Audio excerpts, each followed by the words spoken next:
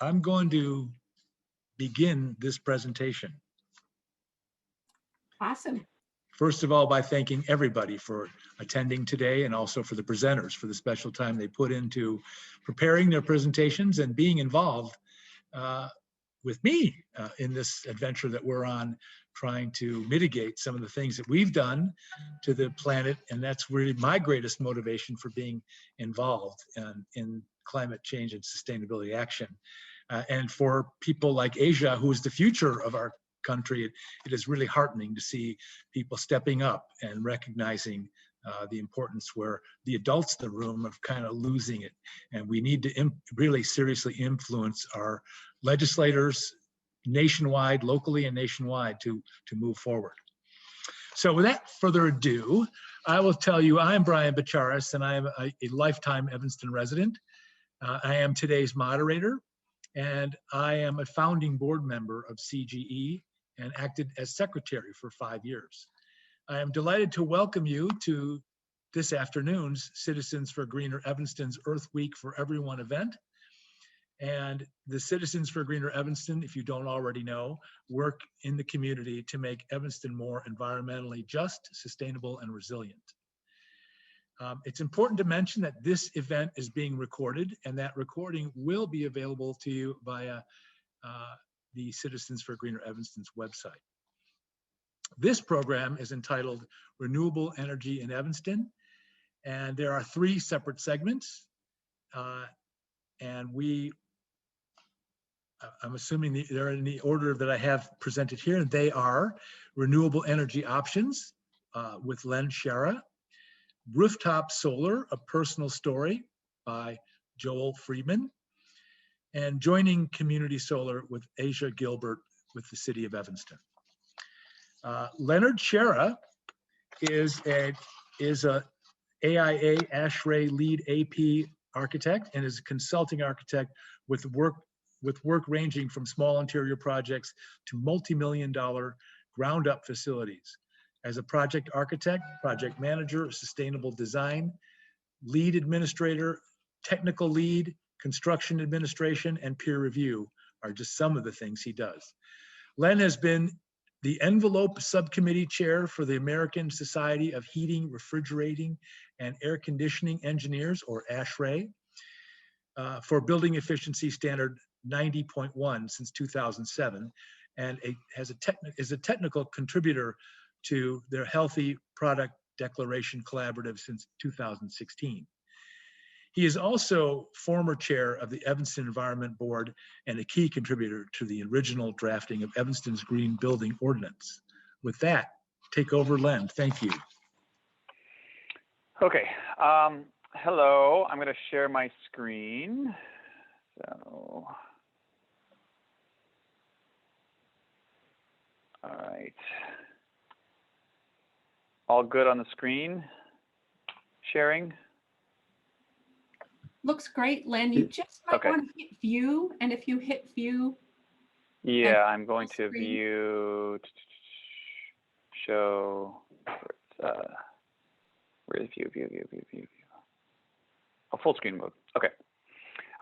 Right, so we're here to talk about solar energy, and one of the really, really cool things about living in Evanston is that there's lots of choices that can sort of hit all sort of situations. And I know that one of the reasons we put this together was, you know, not everyone, I deal with energy all the time. So for me, it's like super easy to understand, but, you know, we probably figure many homeowners, you know, they don't do this every day. And so we're helping to try demystify the choices you have in electricity and help you, you know, navigate through sort of the you know, they're all good choices, but some might be better for you. And also to help people, you know, use that collective dollar to move the industry.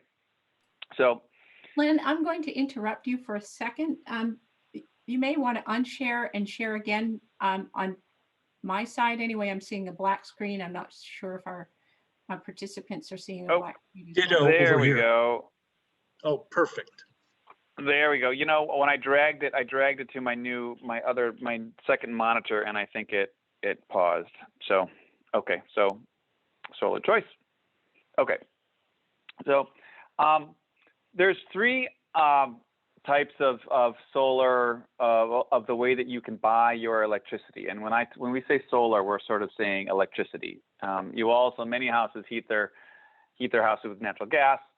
But for, right now, let's just talk about the electricity side of your utility bill. The first option that Evanston homeowners have, which is pretty unique, not many municipalities in Illinois have it, is called Municipal Aggregation.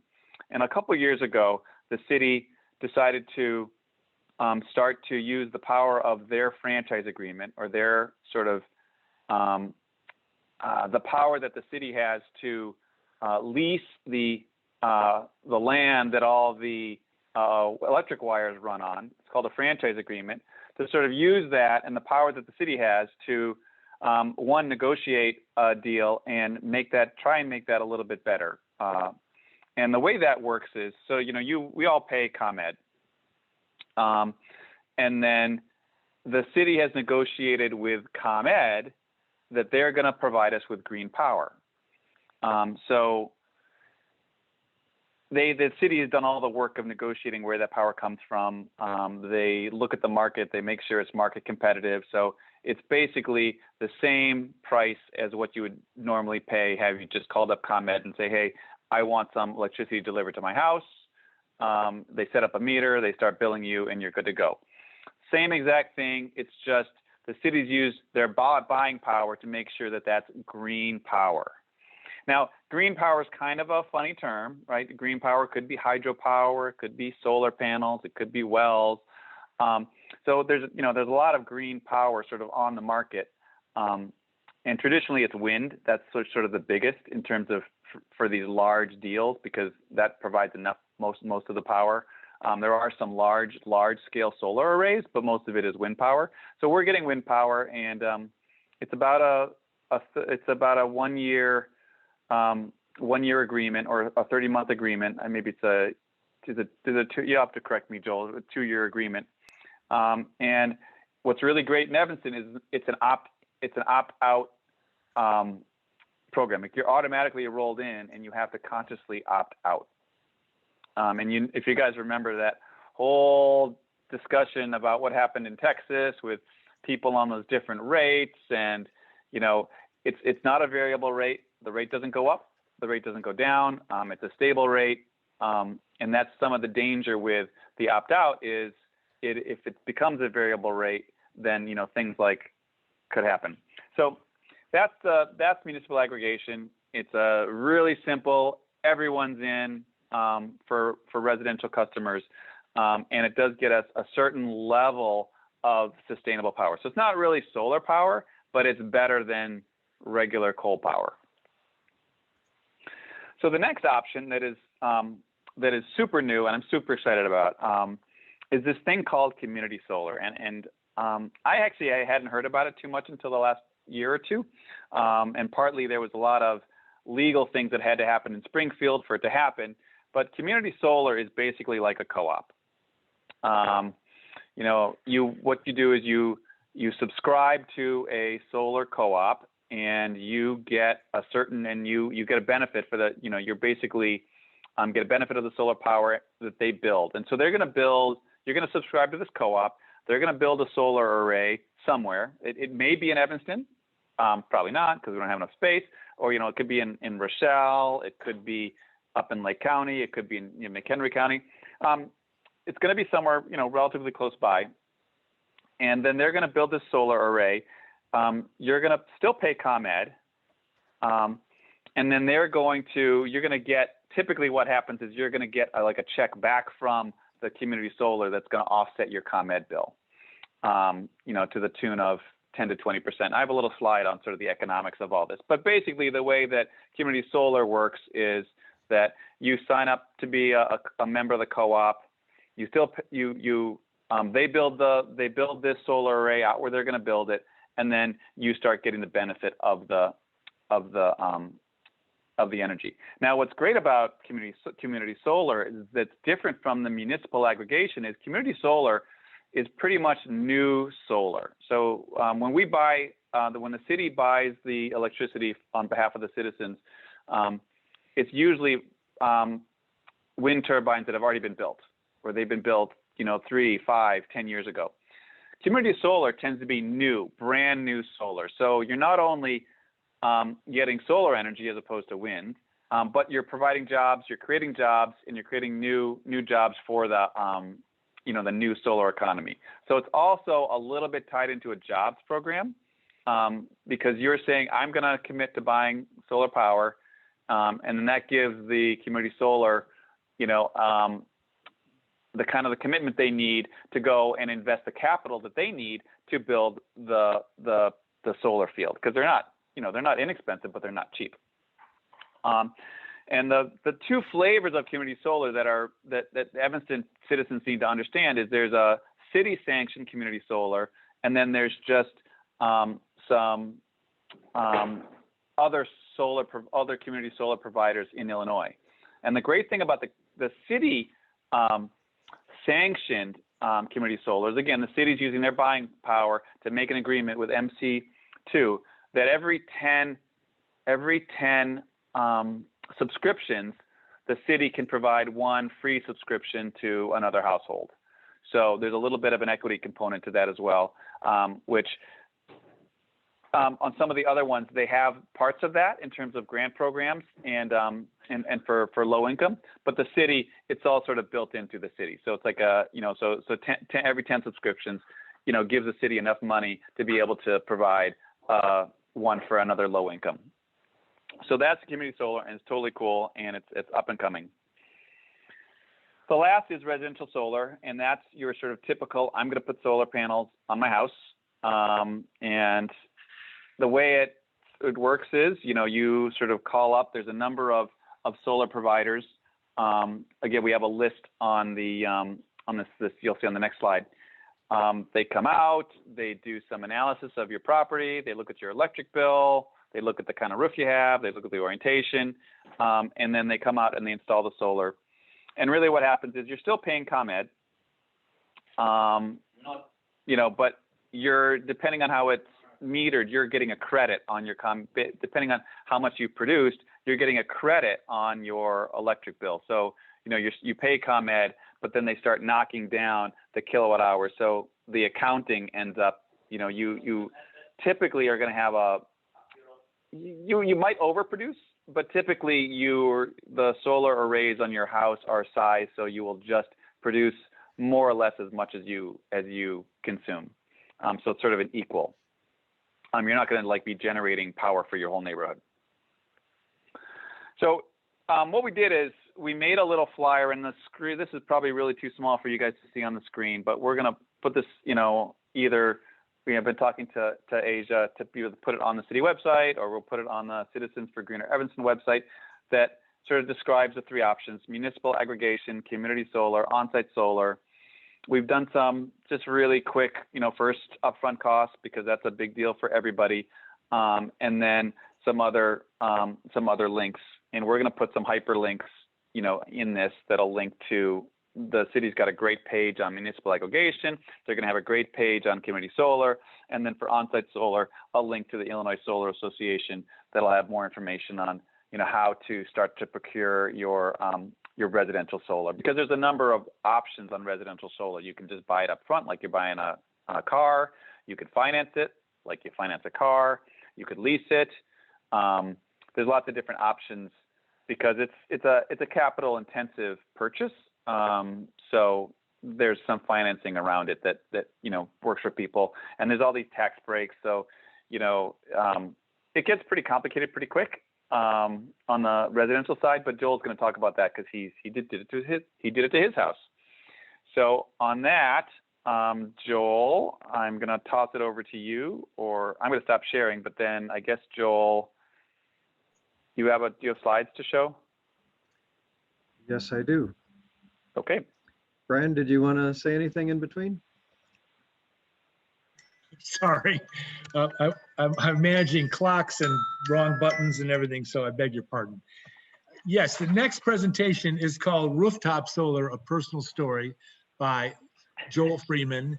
Joel is a professional engineer lead AP and works and is a professional engineer in Illinois and a project manager at Grumman Butkus Associates in downtown Evanston, an engineering firm of energy efficiency consultants and sustainable design engineers.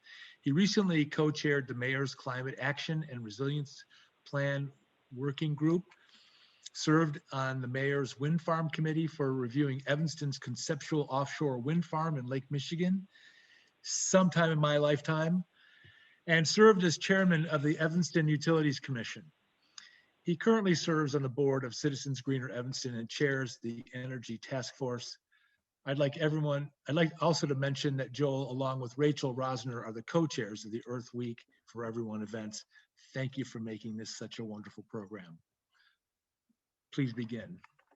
Okay, I'm going to attempt my screen share here, see if I get the right spot.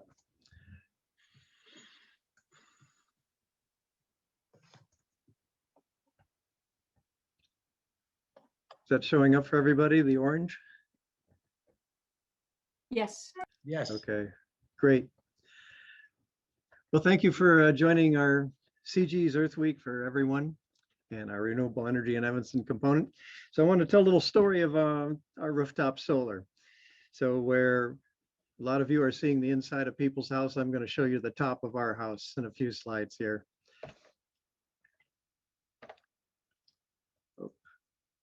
There we go. So we're gonna go over kind of how we got started, the process, and then where we stand on the results. So my house was built in 1920. We purchased it in 1991, and soon after we moved in, we had to do a new roof. And we found out that our roof was actually consisted of 4 shingle layers. I think the original roof from 1920 was the bottom one.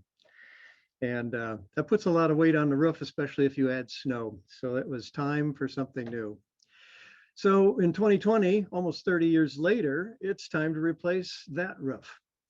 And, you know, it's a good time to do your roof before you do your solar panels. You can do your solar panels afterwards, but if you have to re-roof, you're going to spend a certain amount of extra money to get those panels out of the way to do the re-roof and then put them back again. There's a number of rules of thumb out there. One that seemed to be most consistent that I found is if your roof is 10 to 12 years old, that's probably a time to consider re-roofing before you do your solar panels. If you do them together, as I had the good fortune to do, the life of the roof and the lifespan of the panels are pretty comparable to each other. So I don't expect to have to do either until I have to do them both again. The program that we signed up for was Solarize Chicagoland, and it was 2019 was their first year. Our installer, or actually the preferred provider under that program, was GR&E Solar. Some people say Greenie, but they were the ones that basically did a group buy. That was one of the advantages of this Solarize Chicagoland, was you could collect a bunch of people all at once and then get a group buy discount on the panels. And that was organized by the Midwest Renewable Energy Association. GR&E Solar did it all for us. Once we signed up, they did the assessment, the rough economics. They gave a price. They did the design layout. They got the permit, in which that was our first payment. They did the installation. That was our second payment. And then once the city inspectors and ComEd gave their approvals, and they could activate the system, and we made our final payment. The other thing that GR&E Solar does is they process the application for the SRECs, and that's when I get paid. So that was nice. This, I don't know if GR&E, what they use for their assessment, but there is a Google Project Sunroof out there. And this is basically using Google Maps with their overlay, and it gives the kind of the intensity of solar on the different rooftops. And that's indicated, the best ones are indicated by the bright yellow. And so in our neighborhood, in probably a couple blocks radius, what surprised me when I first saw this is that there's only about 10 roofs that have a lot of good potential for this. So not all roofs are created equal. They're either oriented wrong or they have too many ups and downs and dormers and things like that. So anyway, yeah, that's a good thing that you can check, and you can. It's amazing how much you can learn from that. I'm zooming in a little bit. So this is the southern half of our block, and two of the bright yellow roofs. One our neighbors to the south, and one our neighbor to the east. We got an early start. So in this other satellite, you can see the solar panels from the roof. So this is not something that we're just starting on. Evanston has over 100 solar photovoltaic installations already. So how big does it have to be, and how do you arrange it? So the design uses these panels. So we have 13 of them, each rated at 310 watts each. That totals over 4,000 watts, and that's direct current power, DC power. So that's the kind of power you get out of your batteries, your flashlight batteries, for example. And then there's an inverter, and the inverter takes that direct current power and converts it into alternating current power, which is what we use in our house to plug in our toasters and refrigerators and table lamps and so forth. So the rated output for AC power is about 3,000 watts or 3 kW. This is from the design drawings they provided. So this is looking down on a roof. So this is how they initially laid out the panels. So higher up on the roof to get the best direct sunlight. Turns out our neighbor to the south has a 2-story house, and that casts a little bit of shadow lower down. So we wanted to avoid that as best as possible. And then you have to maneuver around other things on the roof, like we have a skylight, a bathroom exhaust, a plumbing stack, a chimney, and all those kinds of things. So the installation is done by 2 crews. We have the panel crew and we have the electrical crew, and those crews did it all in less than 1 day. So the panel crew has the PV panels, and those have the materials that convert the sunlight into electricity. And they start out by putting some support feet under the shingles, and they fasten those to the rafters through the roof. Then on those, they mount some rails, and then to the rails, they fasten the PV panels. Then the wiring has to be all connected and routed down to the inverter, which I'm going to show you next. So on the left side of the photo is the conduit from the PV array. So that has the wiring that goes to the inverter. This is what goes from the DC power to the AC power. And then that feeds over to downstream of the meter, and in between is the power disconnect switch. So on the upper right, we have our ComEd service goes into the meter, and my solar goes into the meter, and then it goes into the house. One thing I found out is that our house was not properly grounded. So they had to add a new grounding wire and a grounding rod. And the way GR&E had priced out the program is that was built into the price. I paid nothing extra for that under that group buy. So that was a nice little bonus. So then producing the energy. So the inverter company has the app that you use. And from that, you can see your patterns of production. They also have sort of an elevated access. They can track malfunctions and other aspects of the operation and come out and take care of things under the warranty. So the app displays all 13 panels. To simulate how they're laid out on the roof, the physical layout. And then you get the values that each one is producing. So one of the other things is that you can get, this is a snapshot of what then was the most recent week that I had, but I picked that one because across the top you can see 7 days worth, and you can see the first couple days were kind of cloudy. And then you've got 3 days that were actually pretty sunny. And I put the little slider on the one, that's the red line there. And I think that's the maximum power I've produced so far, 3,400 watts or 3.4 kW. And then of course the panels all that are concurrent with that. There's other ways you can use the app. So these are some snapshots where you can go back in time, and you can look at your history. So I picked 3 different histories here. Each represent a week. The one on the left represents a week late December, early January, then a week in February, and then a week in March. And one of the key observations here is that for the week in late December, early January, you can see at the top, during that week, I made 29 kWh. And in February, I had my panels covered in snow for a lot of the time. And when that finally melted off, I made almost that exact same amount in 2 days during the end of that week, 27 kWh. And then when we get a good week in early March, where the sun is starting to really crank out, made almost 150 kWh in that week. This is a view of the snow as it was coming off.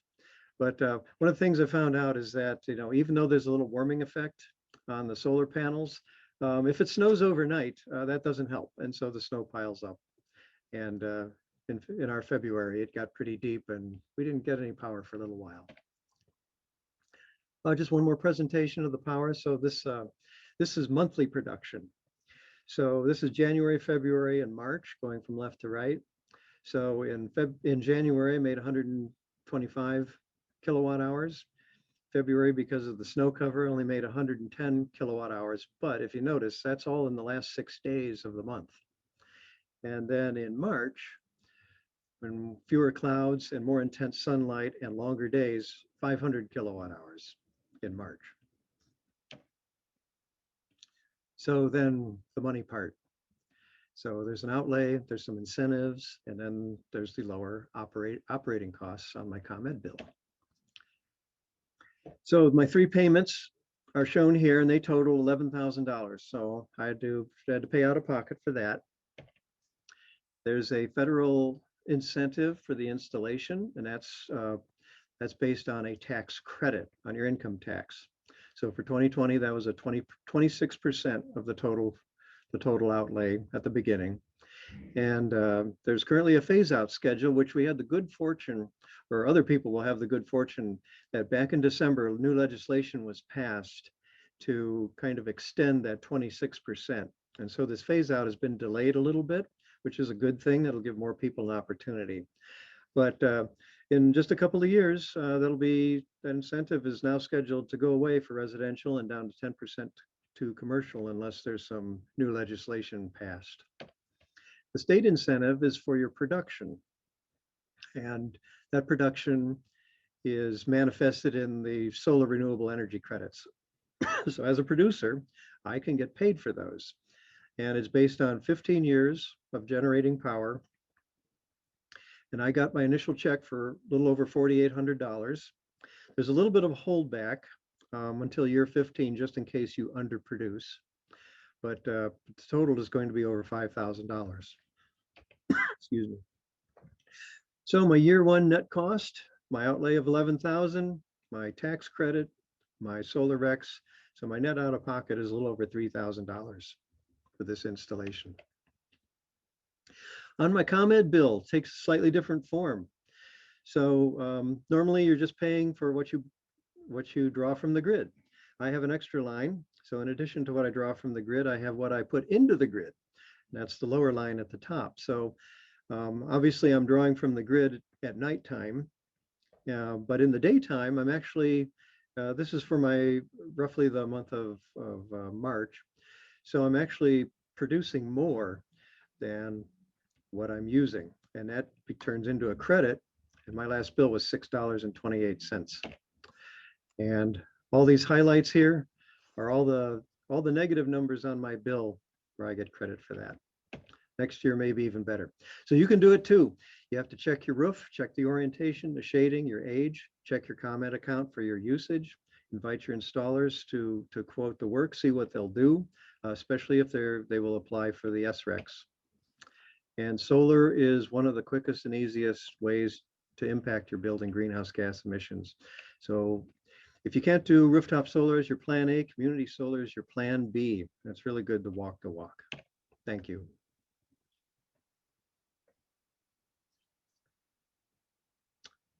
That's all I have. Thank you, Brian. Joel.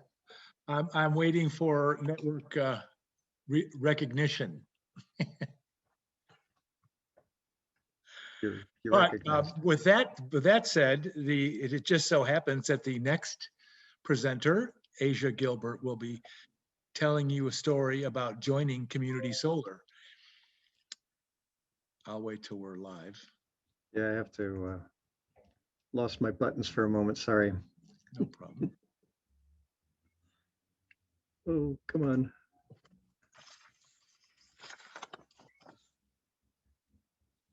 But I did have, okay, while we're waiting, what kind of analysis was done, Joel, regarding your solar radiation potential for your house?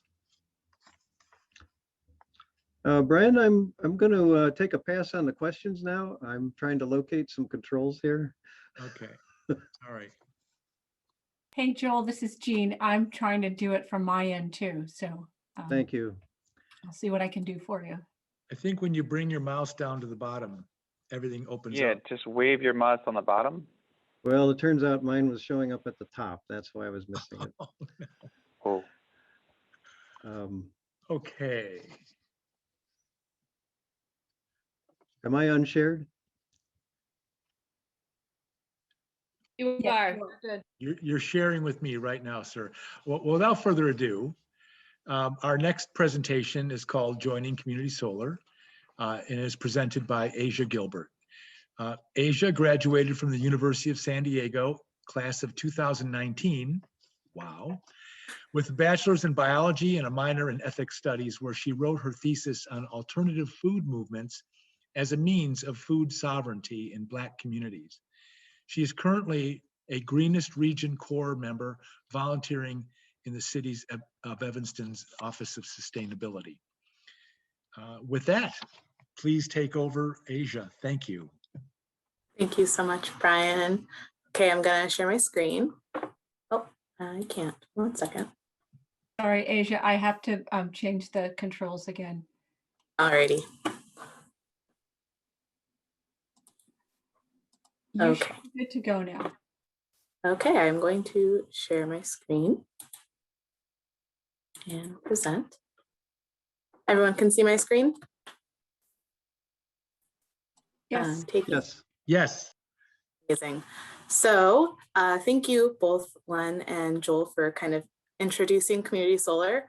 I'm going to talk about the city's specific community solar because there are a couple of community solar options that residents can sign up for. So as Len mentioned earlier, community solar is a solar program that allows residents and small businesses to subscribe to solar installations without having to install solar on their roof, which is amazing because that means that you don't have to own the property or pay a lot of money to get solar on your roof. And it also means that multifamily housing, along with single family housing, can also benefit from solar. And the nice thing is that most residents are eligible to participate depending on their ComEd service. And like I said, some smaller commercials are also able to participate. There is limited availability at the moment. So when you sign up through the MC Squared webpage, they will let you know if you are eligible to sign up for the solar program. And then they will get you signed up if you're eligible. And like I said, there is a limited availability of about 600 accounts at the moment. So, and then more accounts will open up as more solar arrays become available. And so the city's community solar option is really special because there is 2 types of subscription options. There is a regular subscriber option, which will receive 20% off of the supply portion of their bill. So they're saving 20%. And then as Len mentioned, there is a low income subscription, which is what makes the city's sponsored community solar so different from maybe other ones that you might be getting advertised, because this helps promote equity within the city. And so a low income subscriber will actually receive 100% of the supply portion off of their electric bill.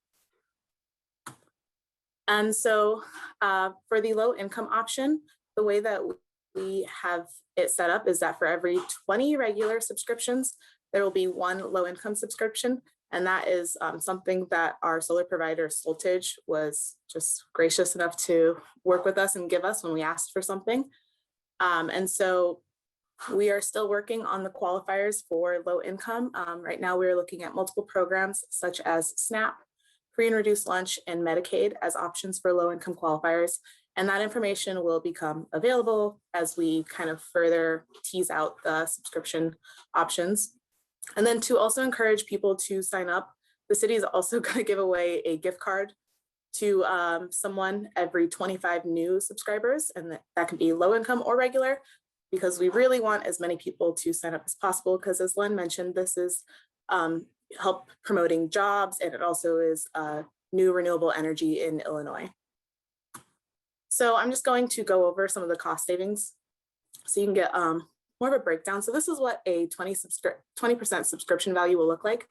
In the yellow box, as you can see, you have your monthly kilowatt hours, so your monthly electricity usage and what you would be charged for that.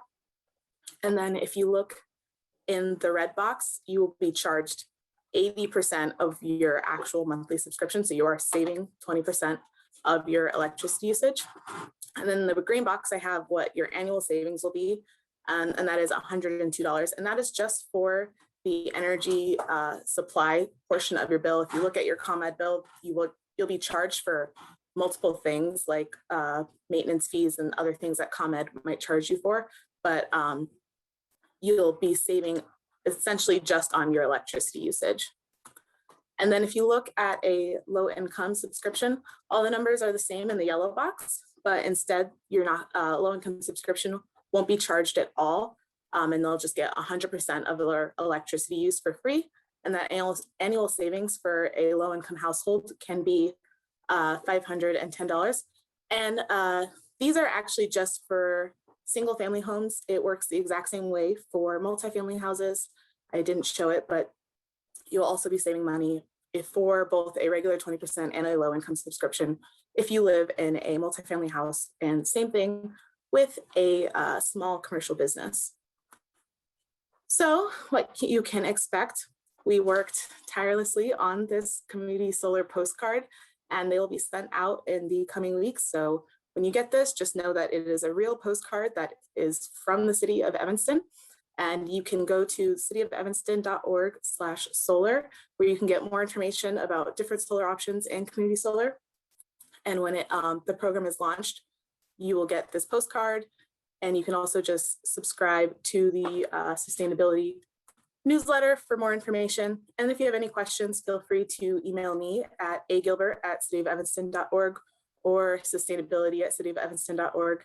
And I also encourage all of you to sign up for the Office of Sustainability newsletter, just to keep in touch with us. We have a lot of fun things going on over here. And I'm going to stop sharing. And thank you so much. Well, that was short and sweet. Oh, yeah. Thank you. In fact, you've got 5 more minutes if you want to find a way to burn that. But we can, why don't we bring in everyone as a panel and we can just talk about this a little bit. We've got 1 or 2 questions have arrived. And now that Joel has regained his screen, I want to pose the question. I'll take the first question. What kind of analysis or what kind of study was done in regard to the solar radiation potential of your home before you made that investment?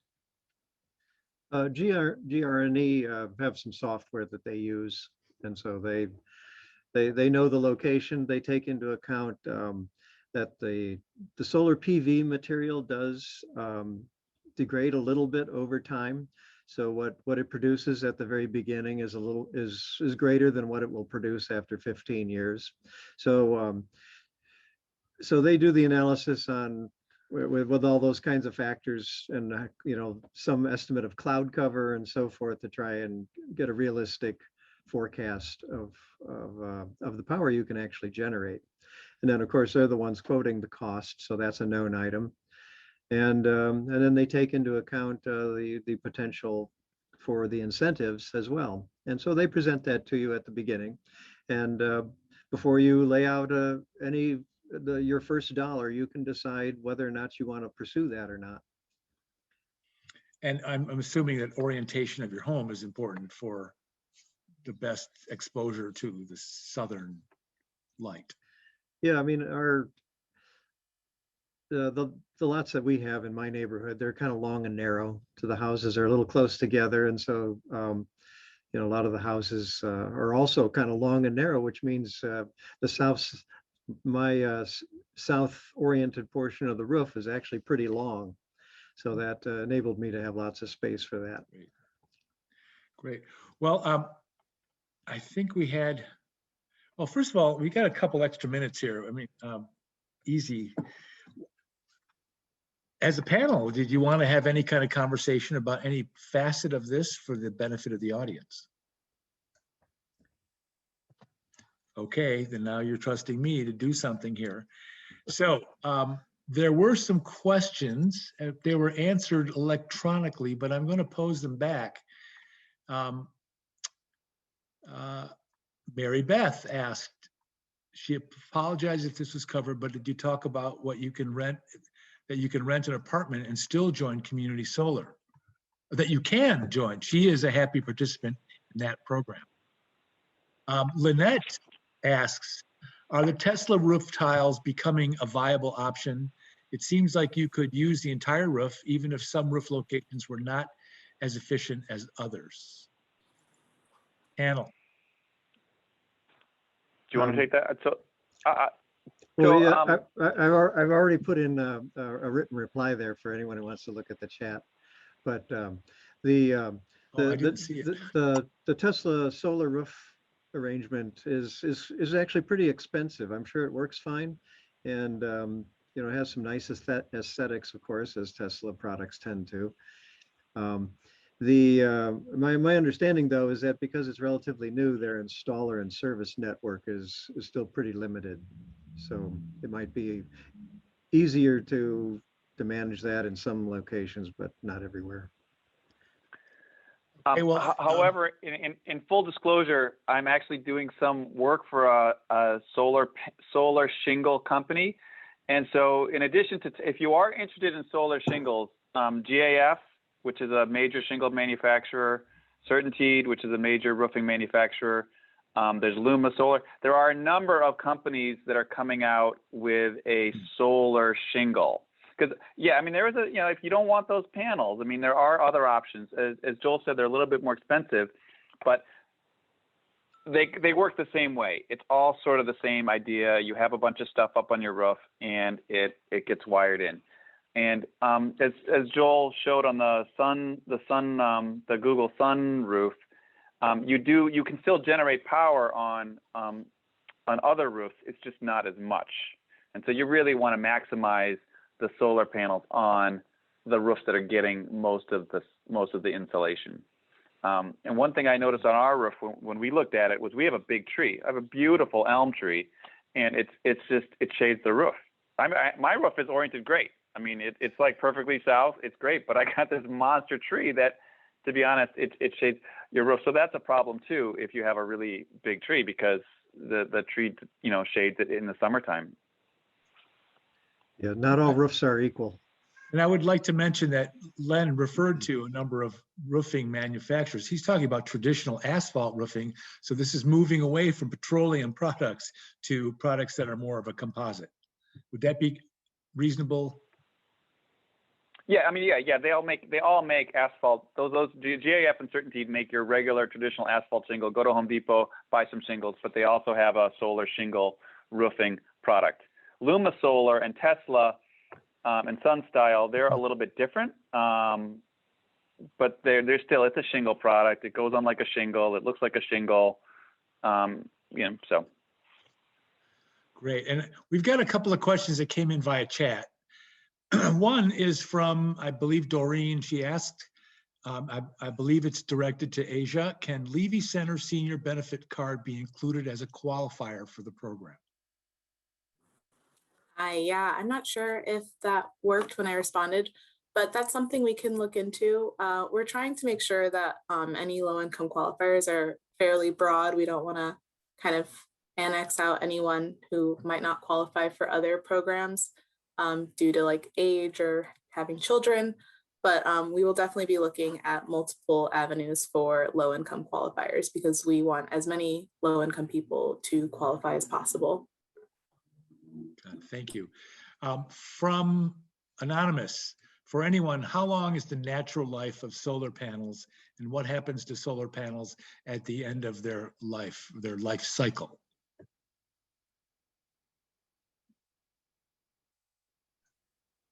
Joel, 25, did you say? Yeah, I mean, I think that lifespan is when you get to the point where it's not like it suddenly stops working. It's just, as I mentioned before, their capabilities start to degrade with time.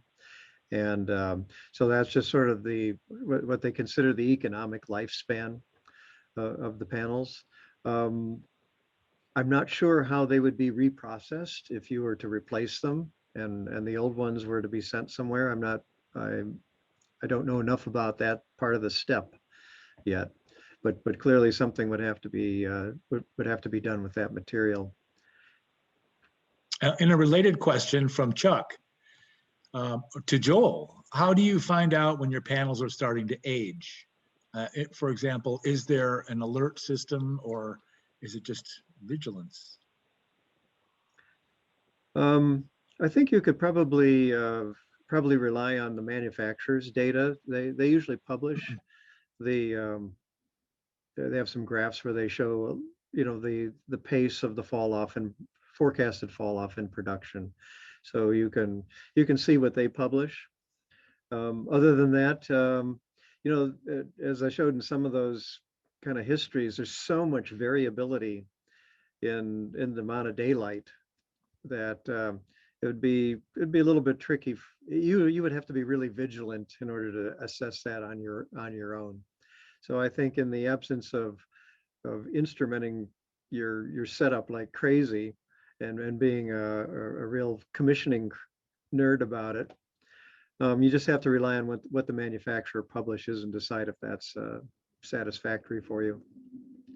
I would imagine too that you might want to routinely inspect them, get on a ladder and look at them, or hire someone to do that for you as a surveyor sort of situation.